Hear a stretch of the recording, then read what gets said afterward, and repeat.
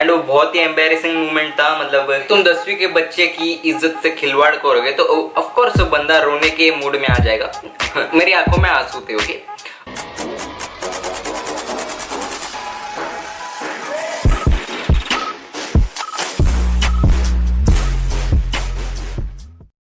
School life, school के दिन, school life. जी हाँ, एक ऐसे जिंदगी का समय है जो सबको याद आता है ना।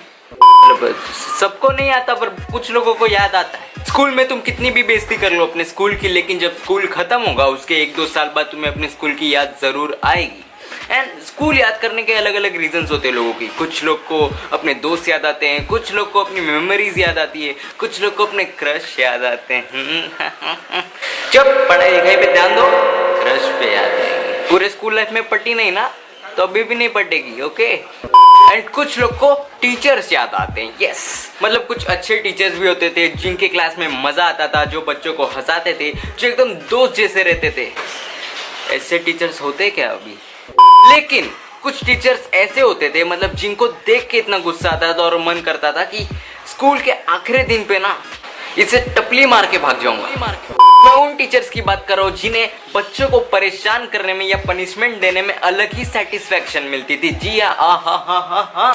तो अब बिना किसी देरी के आज का वीडियो शुरू करते हैं, मजा आएगा ना video. Hey what up guys, I am job boy, welcome back to my new video. And ये नया वीडियो है first episode of job boy का जीवन। इसके अंदर मैं अपने लाइफ एक्सपीरियंसेस शेयर करूंगा जो भी मेरे साथ हुआ है अभी तक, और मोस्ट ऑफ दी स्टोरीज ऐसी होगी जिससे तुम रिलेट कर पाओगे।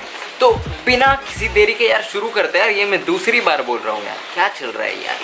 तो मेरे स्कूल में ऐसी एक स्ट्रिक्ट टीचर थी जो मुझे हिंदी सिखाती थी। मतलब वो बहुत स्ट्रिक्ट है, अगर उनके लेक्चर में तुम इधर से इधर भी देखोगे तो वो भड़क जाती थी। मतलब सिर्फ ध्यान उनकी तरफ ही होना चाहिए। एंड एक दिन वो मैम सिलेबस का सबसे ज्यादा इंपॉर्टेंट लेसन पढ़ा रही थी और पता नहीं मुझे उस दिन क्या सूझा जो मैं अलग ही बकचोदी कर रहा था बेंच पे बैठ के। मतलब मैं कुछ अलग ही सोच रहा था और अपने बालों की मेजरमेंट ले रहा था, मतलब ऐसे। इस सज्जन को क्या तकलीफ है भाई? क्या तकलीफ है इनको? तुम समझ रहे हो कितनी बड़ी बकचोदी हुई है। वो सबसे स्ट्रिक्ट मैम है पूरे स्कूल में एंड उसके सामने मैं अपने बाल नाप रहा हूँ। एंड उस मैम की नजर आई मेरे पे और मैम ने चिल्ला, ए लड़का उठ, इधर मैं सिखा रही है और तू अपने बाल नाप रहा है। अब वो हिंदी की टीचर थी लेकिन बोलने वाली जो उनकी कम्युनिकेशन स्किल्स थी हिंदी की वो बहुत वीक थी क्योंकि वो क्रिश्चियन थी। तो सेक्युलरिज्म देख रहे हो तुम? सब स्कूल में सब था हमारे। तो मुझे वहां पे उठाया गया और मुझे थोड़ी देर के लिए डांटा कि स्कूल में बाल बढ़ाने आता है क्या? पढ़ाई लिखाई पे ध्यान नहीं देना है तुझे? नहीं देना है तो छोड़ देना स्कूल। क्यों आता है स्कूल? ऐसे 10-15 मुझे टॉन्ट मारे गए, मुझसे कुछ क्वेश्चंस पूछे गए और मैं हिंदी में अच्छा था तो मैंने आंसर भी दे दिया और सब सॉल्व हो गया वहां पे। एंड मैं बहुत खुश था कि सबसे स्ट्रिक्ट मैम ने मेरे को कुछ नहीं किया, बस डांटा। डांट तो मैं रोज खाता हूँ। कितना बेशरम हूँ यार मैं। फिर उस दिन तो कुछ नहीं हुआ, लेकिन अगले दिन क्लासरूम में एक बच्चा आता है और बोलता है, सिद्धार्थ आपको स्टाफ रूम में बुलाया है। और 10वीं में मैं इतना हरामी नहीं था जितना मैं अभी हूँ। तो तब मैंने जब ये सुना मेरी इतनी फटी कि मैं अपने दोस्तों को देख रहा था और मेरे दोस्त अलग हरामी, वो मुझे देख के हंस रहे हैं। स्टाफ रूम में बुला, गीला गीला था गीला। एक दोस्त तो इतना मूड में गया, पीछे से चलने लगा, रेस्ट इन पीस सिद्धार्थ, ए साले हरामखोर। तो कैसे तो मैंने हिम्मत की और मैं गया स्टाफ रूम में। एंड स्टाफ रूम में पहुंचा तो मैंने देखा सारी टीचर्स लाइन से मेरा इंतजार कर रही थी। बेसिकली सारे टीचर्स स्टाफ रूम में रहती है तो इंतजार तो कर ही रही होंगी। So sorry for location change, क्योंकि अंधेरा इतना हो गया था कि ऐसा लग रहा था मैं स्कूल की नहीं भूत की कहानी सुना रहा हूँ। सो लाइट में आगे कहानी को आगे बढ़ाते हैं। फिर मुझे टेबल के सामने खड़ा किया गया और एक साइड में अलग टीचर्स बैठी हैं, एक साइड में अलग टीचर्स बैठी हैं, साइड में पीटी के सर खड़े हैं और सब मेरे बालों को देख रहे हैं। एंड स्टार्टिंग में वही चीज हुई जो हर एक स्कूल में होती है, टॉन्ट्स मारे गए मुझे कि इतने बाल बड़े क्यों किए? हाँ, पढ़ने लिखने के लिए आते हो ना स्कूल? हाँ, तू बाल बड़ा मार्क्स कभी नहीं बढ़ा पाएगा। कान में बाली भी लगा ले, रास्ते पे घूम लेना। जब टॉन्ट वाला सेशन खत्म हुआ, सारे टीचर्स ने मिलकर सोचा इसके लिए एक पनिशमेंट डिसाइड करते हैं। मतलब इसको कोई एक ऐसा पनिशमेंट देते हैं कि एक एग्जाम्पल सेट करेगा कि बाकी किसी लड़की की हिम्मत नहीं होगी लंबे बाल रखने की स्कूल में। और मेरी कान जो फटी ना, जब डिस्कशन हो रहा था हर एक मैम अपने अपने सजेशंस दे रही है, जैसे अपनी फैंटेसीज बता रही है कि इसको ना अपन चोटी करवा के हर एक क्लास में घुमाते हैं। दूसरी मैम बोलती है इसके पेरेंट्स को फोन लगाओ और उनको बताओ ये क्या करने आते स्कूल में। और मेरे पीटी के सर को पहला वाला आइडिया ज्यादा पसंद आया और उसके बाद उन्होंने बोला इसकी चोटी बांध दे। अब चोटी बांधने का डिसीजन तो ले लिया, लेकिन उनके पास रबर बैंड नहीं था और मैं अंदर ही खुश कि अभी इनके पास रबर बैंड नहीं है, चोटी कैसे बांधेंगे। तभी उतने में दो टीचर्स इतनी स्पीड में अपनी लॉकर की तरफ भागी। एक टीचर तो अपने पर्स में ऐसे ढूंढ रही थी रबर बैंड जैसे वो सालों से मुझे चोटी में देखना चाहती है।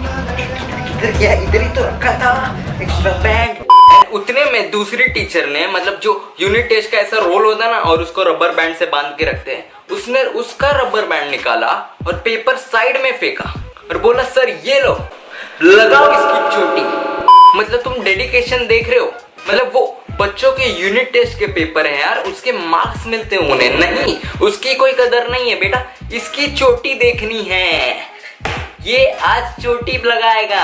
एंड फिर रबर बैंड मिलने के बाद मेरी चोटी लगा दी गई एंड वो बहुत ही एम्बैरेसिंग मोमेंट था। मतलब तुम 10वीं के बच्चे की इज्जत से खिलवाड़ करोगे तो ऑफ कोर्स बंदा रोने के मूड में आ जाएगा।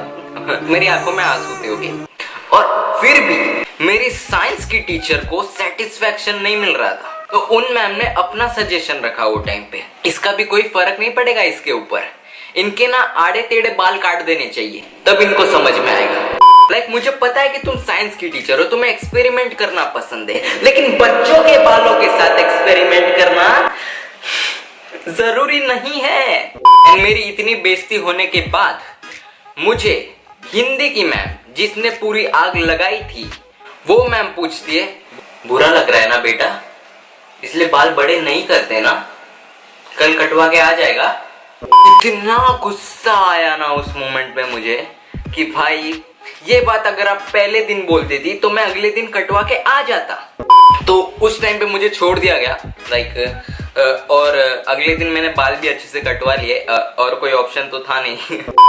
बट फिर एक महीने बाद, ध्यान से सुनना, एक महीने में वापस बाल बढ़ जाते। ओके, तो एक महीने बाद मैं क्या देख रहा हूँ, मेरे पीटी के सर नीचे जो लाइन जाती है ना स्कूल बिल्डिंग के अंदर, मतलब बॉयज की जो लाइन थी, उसके सामने कैंची लेके खड़े एंड वो लिटरली बाल काट रहे हैं जिसके बड़े बाल थे।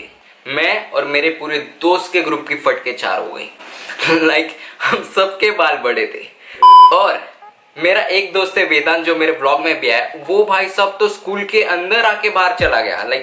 स्कूल का एक कैंपस होता है छोटा सा, उसके अंदर वो आया, उसने देखा कि बाल कट रहे हैं, उसने यूटर्न मारा और उस गेट से ही बाहर। गजब बेइज्जती है। उसके पीछे पीछे मैं भी भागा और हमारे 2-3 दोस्त भागे हमारे ग्रुप के एंड हम लोग गेट के बाहर गए। लेकिन मैं वो टाइम पे बहुत सभ्य था, मतलब ऐसे मैं स्कूल एक बार आ गया तो मैं स्कूल में बैठता ही था, अभी जितना हरामी नहीं था मैं पहले। तो मेरा दोस्त तो भाग गया घर और मैं गेट के बाहर जाके, मेरे पता नहीं कौन से अंदर का मेरा अच्छा बच्चा जाग गया, मैं वापस स्कूल में आ गया। वाह मोदी जी, वाह वाह वाह। एंड उस लाइन में खड़ा हो गया जहाँ लड़कों के बाल कट रहे थे। एंड और 10वीं में मैं ऑयलिंग भी नहीं करता था, अभी भी नहीं करता हूँ। जब हम गए सर के पास, सर ने हाथ डाला और कैंची से लेके एक साइड के बाल काट दिए। एंड जब कोई तुम्हारे आड़े टेढ़े बाल काटता है ना, तो वो बालों का पूरा स्टाइल ही बिगाड़ देता है। मतलब उसके 2-3 बार अगर तुम बाल कटवाओगे ना, तो भी वो जगह पे मार्क रहता है कि यहाँ से ज्यादा बाल कटे, और वो दिमाग का जो। एंड वो टाइम पहली बार मुझे रिग्रेट हुआ कि मुझे भी मेरे दोस्त के साथ घर भाग जाना चाहिए था।